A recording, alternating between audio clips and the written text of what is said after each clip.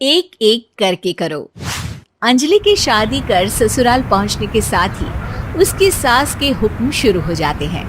हो गई शादी, बस मौज खत्म। कल से जल्दी उठकर काम पर लग जाना है।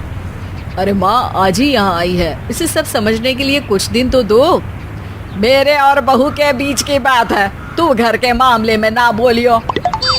इस पर जतिन वहां से अपने कमरे में चला जाता है और सास अंजलि को काम की लिस्ट सुनाने लगती है।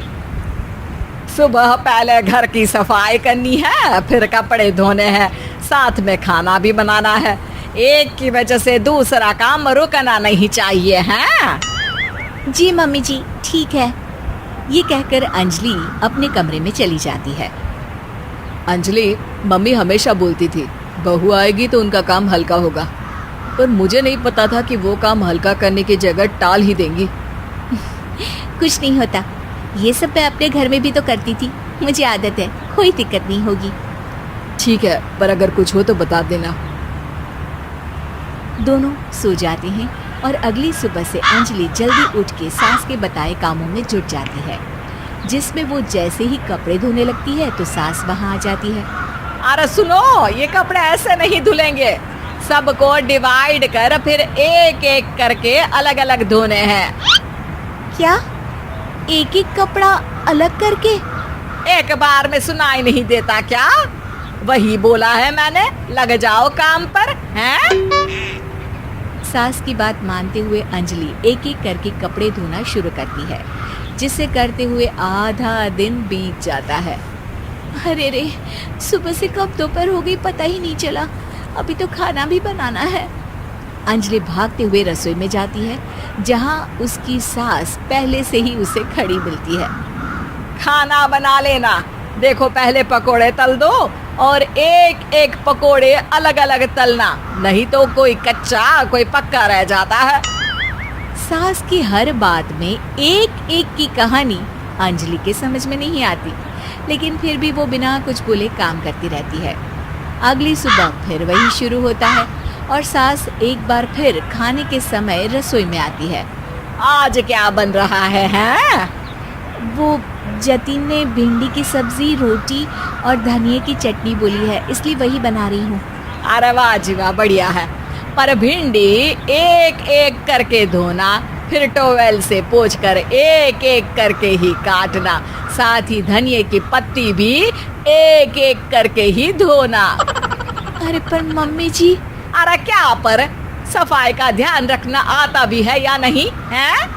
मैं ये सब सबकी हेल्थ के लिए ही तो कर रही हूँ ना, और तुम अर पर करती रहती हो हैं?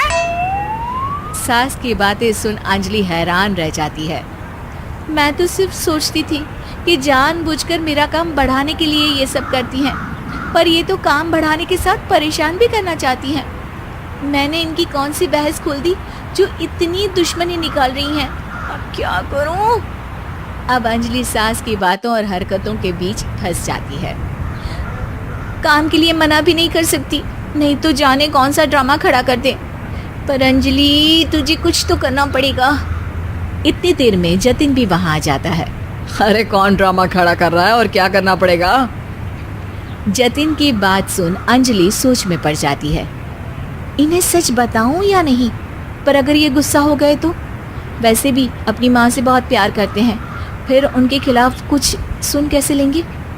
अंजलि ये सब सोच ही रही होती है कि जतिन फिर बोलता है। अरे क्या हुआ, कहाँ खो गई? अरे नहीं नहीं कुछ नहीं, वो मैं टीवी सीरियल के बारे में सोच रही थी। यहाँ और कौन ड्रामा करेगा? अरे तुम भी ना, चलो मैं चलता हूँ।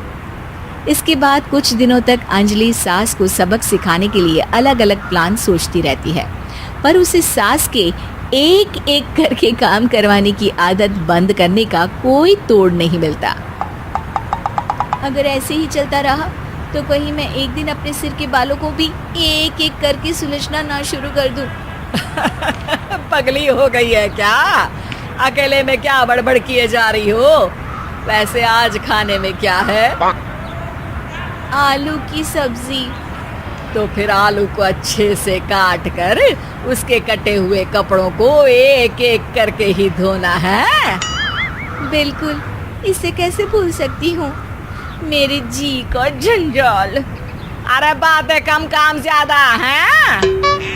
अंजलि एक बार फिर सास के कहे अनुसार काम करने लग जाती है, जिसमें सब्जी बनाते हुए उसके दिमाग में एक आइडिया आता है और वो सास को आवाज लगाती है, मम्मी जी सुनिए जरा इधर तो आना।